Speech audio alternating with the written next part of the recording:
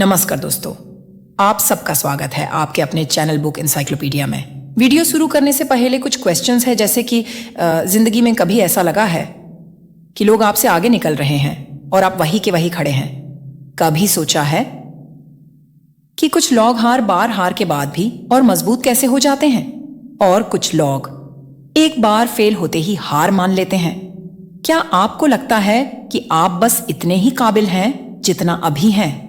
क्या आप दूसरों की तारीफ सुनकर खुद को छोटा महसूस करते हैं?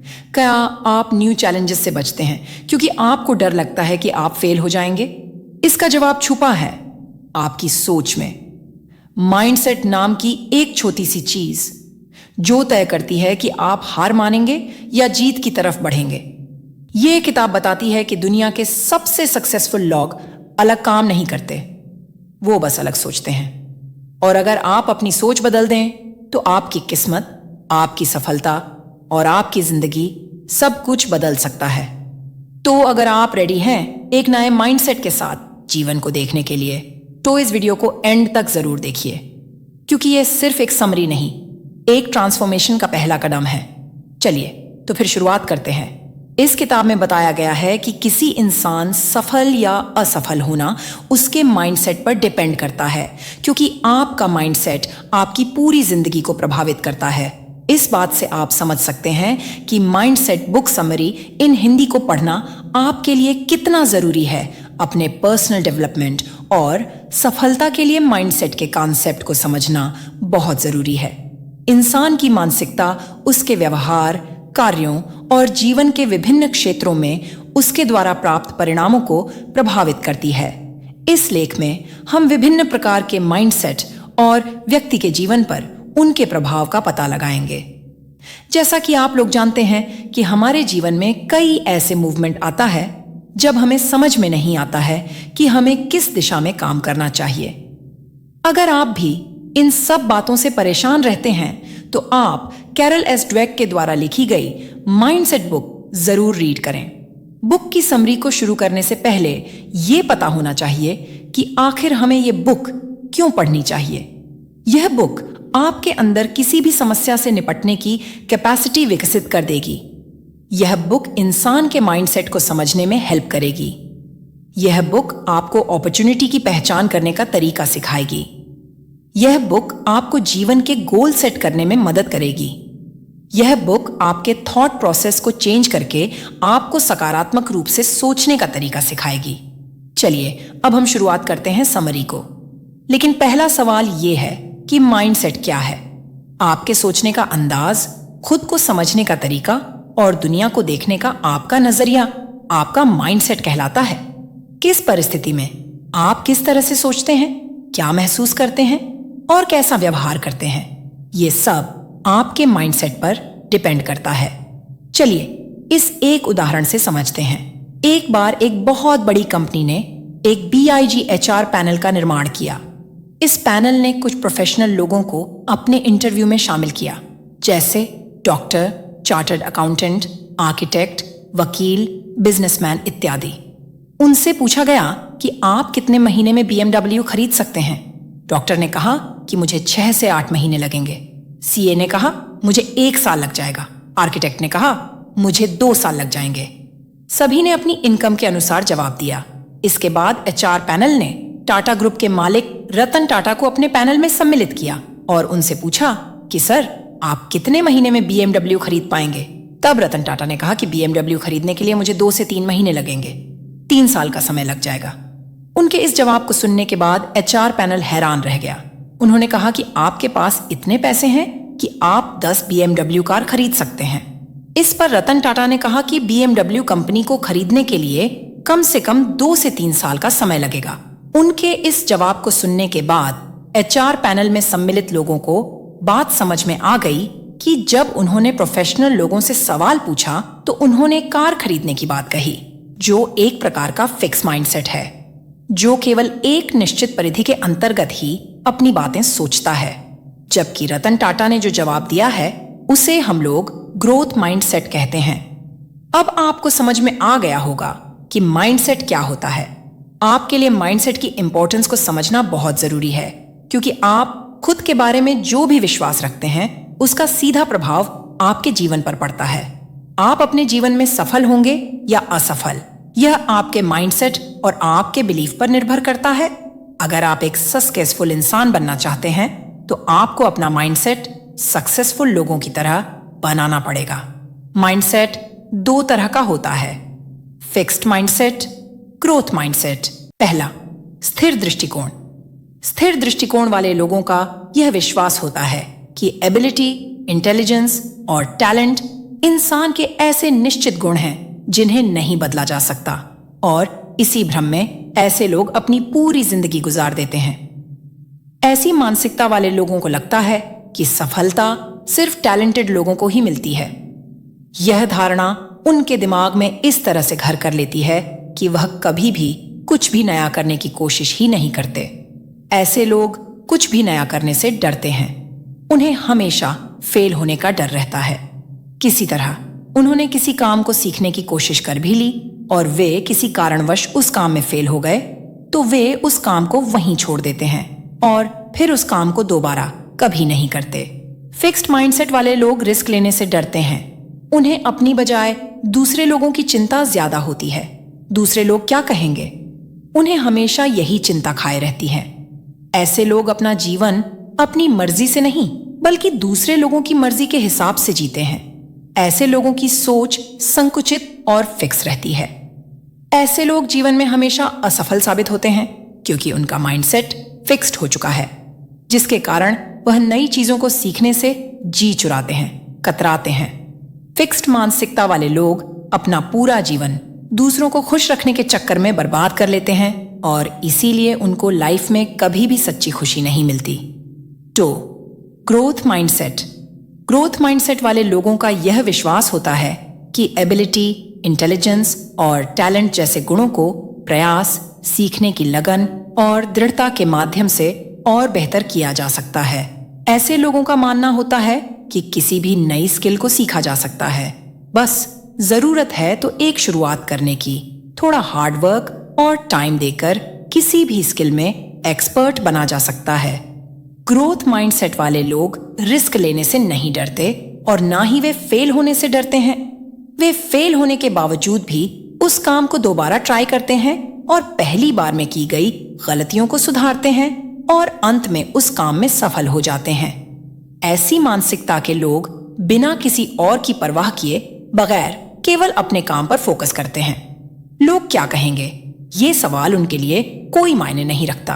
वे हमेशा ऐसे लोगों से नजदीकियां बनाते हैं जिनसे उन्हें कुछ नया सीखने को मिले या जिनसे वे इंस्पायर हो सके।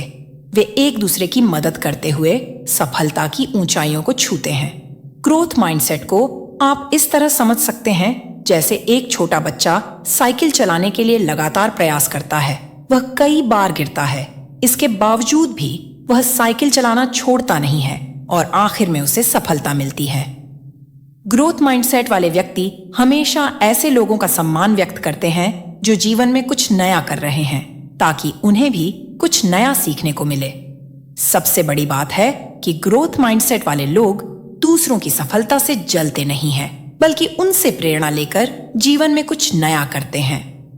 चलिए अब हम ये माइंडसेट को एग्जाम्पल्स के द्वारा जानते हैं। First example for fixed mindset, आपने क्रिसलिस मोटर्स के सीईओ ली लाखोक्का का नाम तो सुना होगा। जब उन्होंने कंपनी यह ज्वाइनिंग की तो उस समय कंपनी की आर्थिक स्थिति बहुत ज्यादा खराब थी, जिसके बाद उन्होंने कंपनी को आर्थिक रूप से मजबूत बनाया। जब कंपनी अच्छा प्रदर्शन करने लगी तो उनको इस बात का घमंड हो गया कि सिर्फ उनकी वजह से ही कंपनी आज दोबारा से मार्केट में आर्थिक रूप से मजबूत हो पाई है। इसके बाद वे कंपनी के सभी फैसले स्वयं लेने लगे और अपने आप को सर्वशक्तिमान मानने लगे और कर्मचारियों को हीन भावना से देखने लगे। इसका नतीजा यह हुआ कि कंपनी की ग्रोथ रुक गई और दोबारा से कंपनी आर्थिक संकट की चपेट में आ गई। इस उदाहरण के माध्यम से आपको समझ में आ गया होगा कि फिक्स माइंडसेट क्या होता है। दूसरा उदाहरण, ग्रोथ माइंडसेट लू जेर्सनर, जो IBM कंपनी के CEO थे। उन्होंने कंपनी को डूबने से बचाया। इसके लिए उन्होंने अपने कंपनी में निरीक्षण किया और इसके बाद उन्हें जानकारी मिली कि उनकी कंपनी के सभी कर्मचारी पर्सनल ग्रोथ के लिए वर्क कर रहे हैं, जिसके कारण कंपनी का ग्रोथ रुक गई है। फिर उन्होंने सभी कर्मचारियों को बुलाकर कहा कि अगर हमें कंपनी को डूबने से बचाना है तो सभी कर्मचारियों को मिलकर कंपनी की ग्रोथ के बारे में सोचना होगा, और अगर कंपनी ग्रोथ होगी तो आप सब भी ग्रो करेंगे। उनकी इस बात को सुनकर कंपनी के सभी कर्मचारी काफी मोटिवेट हुए और पूरी मेहनत और ईमानदारी से कंपनी के लिए काम लगे, जिसका परिणाम ये हुआ कि कंपनी डूबने से बच गई। इसे ग्रोथ माइंडसेट कहा जाता है। 3. बिल्ड एक ग्रोथ माइंडसेट। हमें घर में आईने के सामने खड़ा होकर अपने आप से पूछना चाहिए कि क्या हम अपने माइंड को ग्रोथ माइंडसेट बना सकते हैं, क्योंकि अगर आप चाहें तो आप ग्रोथ माइंडसेट वाले पर्सन बन सकते हैं। यदि आप एक माता पिता हैं तो आप अपने बच्चों को हमेशा प्रोत्साहित करें, ना कि हर बात पर उनकी आलोचना करें। बच्चे अगर किसी क्षेत्र में अच्छा प्रदर्शन कर रहे हैं तो उनकी तारीफ जरूर करें। इससे बच्चों में आत्मविश्वास विकसित होता है। बच्चे कोई गलती करते हैं तो उन्हें लॉजिकली समझाएं। शिक्षक को ऐसे छात्रों की पढ़ाई के क्षेत्र में हेल्प करनी चाहिए जो काफी कमजोर है। अगर बच्चों को पढ़ाई संबंधित कोई कॉन्सेप्ट समझ में नहीं आ रहा है तो आप उसे दोबारा से समझाएं। हम जिस समाज में रहते हैं वहां लोग अक्सर एक दूसरे की आलोचना करते हैं, लेकिन आपको कभी भी आलोचना से डरना नहीं है, बल्कि अपने अंदर ग्रोथ माइंडसेट रखें ताकि आपको अपना लक्ष्य प्राप्त करने में आसानी हो। जो लोग नकारात्मक बातें करते हैं उनकी तरफ बिल्कुल ध्यान ना दें। जैसा कि आप लोगों को मालूम है कि जब हाथी चलता है तो कुत्ते उसे देखकर भौंकते हैं, लेकिन हाथी अपने लक्ष्य की तरफ बढ़ता रहता है। वह कुत्तों की तरफ बिल्कुल ध्यान नहीं देता है। हाथी चाहे तो कुत्ते को कुचल कर मार सकता है, लेकिन वह नकारात्मक चीजों में अपने आप को उलझाना नहीं चाहता है। किसी ने क्या खूब कहा है, सफलता सबसे अच्छा प्रतिशोध। फिक्स्ड माइंडसेट एक का बुरी आदत है। जो भी व्यक्ति इस आदत से पीड़ित है वह जीवन में किसी भी नए काम को करने के लिए प्रयास नहीं करेगा। उदाहरण के लिए, अगर आपको गांधी जी के ऊपर 2000 वर्ड का निबंध लिखने के लिए कहा गया और आपको लिखने में परेशानी आ रही है तो इस काम को आप कई चरणों में पूरा कर सकते हैं। इससे आपके ऊपर एक साथ बोझ नहीं पड़ेगा और आप आसानी से निबंध लिख देंगे। इसलिए अगर आपने अपने अंदर फिक्स माइंडसेट बना लिया है तो पहले उसे बदलना होगा। Change mindset fast. लेखिका इस किताब के माध्यम से कहती हैं कि अगर किसी व्यक्ति का जन्म अमीर घर में हुआ है तो उसे सफल होने से कोई रोक नहीं सकता है, जबकि गरीब घर में पैदा होने वाला व्यक्ति संघर्ष और मेहनत के बल पर ही सफल हो पाएगा। लेकिन इसके लिए उसे अपना माइंडसेट को तेजी के साथ चेंज करना होगा, तभी जाकर वह जीवन में सफल हो पाएगा। आप कभी ये ना सोचे कि मार्कशीट में कम नंबर आएंगे तो आपके भविष्य का क्या होगा, क्योंकि हम आपको बता दें कि मार्कशीट के नंबर आपके भविष्य का निर्धारण नहीं कर सकते हैं, बल्कि भविष्य बनाने का पूरा जिम्मा आपकी मेहनत और माइंडसेट पर है। उदाहरण के तौर पर आप लोगों ने धीरू भाई अंबानी का नाम जरूर सुना होगा। धीरू भाई अंबानी केवल 10वीं तक पढ़े थे, लेकिन उन्होंने रिलायंस ग्रुप जैसी बड़ी कंपनी का निर्माण किया। यह सिर्फ उनके माइंडसेट और मेहनत के कारण ही हुआ था। 4. Growth mindset in business. Business करने वाले व्यक्ति ईगो परिपूर्ण नहीं होना चाहिए, बल्कि अपनी टीम को किस प्रकार मोटिवेट करना है उस दिशा में लगातार काम करने वाला होना चाहिए है। तभी कंपनी तेजी के साथ ग्रो करेगी और आपकी टीम भी आपका सम्मान करेगी। गुड बॉस वह होता है जो हमेशा नया सीखने को तैयार रहता है और साथ में ग्रोथ माइंडसेट वाला होता है। टीम के सामने असफल होने के बावजूद भी वह अपनी असफलता से कुछ सीखता है। साथ ही टीम के फेल होने पर उनको भला बुरा नहीं कहता है, बल्कि टीम ने क्या गलती की है उस गलती को ठीक करने में उनकी मदद करता है। इसके विपरीत फिक्स्ड माइंडसेट की विचारधारा रखने वाला व्यक्ति हमेशा अपने आप को सबसे ऊपर समझता है, और अगर कोई व्यक्ति उसकी निंदा करे तो उसे वह अपने कंपनी से निकाल देता है। इसके अलावा दूसरे लोगों द्वारा दिए गए सुझाव को ना मानना। इस प्रवृत्ति के आदमी जीवन में कभी भी सफल नहीं होते हैं और एक दिन उसकी पूरी टीम उसे छोड़कर चली जाती है। यदि आपकी सोच ऐसी है तो आप उसे तुरंत बदल दें। 5. ग्रोथ माइंडसेट को लव में लागू करना। हम सभी को जीवन में एक बार सच्चा प्यार जरूर होता है, लेकिन कई बार ऐसा होता है कि हम जिससे प्यार करते हैं उससे हमारा संबंध कई कारणों से टूट जाता है, जिससे कई व्यक्ति निराशा के अंधकार में खो जाते हैं।